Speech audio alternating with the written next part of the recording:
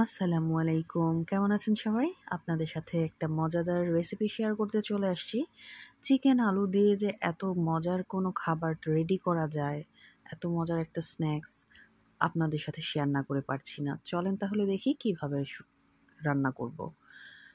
প্রথমে একটা ব্রেস্টের পিস নিয়ে নিয়েছি, গ্রেট করে। যাই হোক গ্রেটার দিয়ে আপনারা গ্রেট করে নিবেন। সাথে একটা আলুও গ্রেট করে নিয়েছি, একটা পেঁয়াজ কুচি, কয়েক কালারের ক্যাপসিকাম সেটাও ছোট ছোট করে কুচি করে নিয়েছি।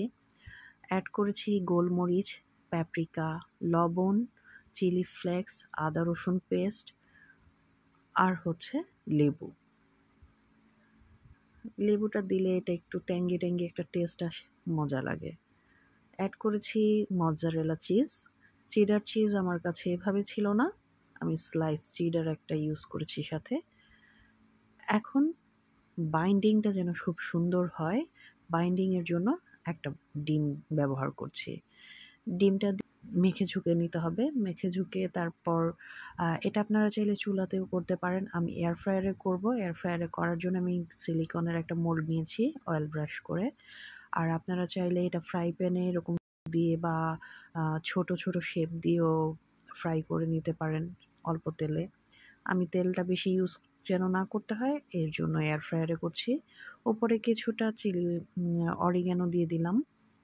অরিগ্যানো দেওয়ার পর আমি প্রথমে ২০ মিনিট এক পাশটা করে নিব।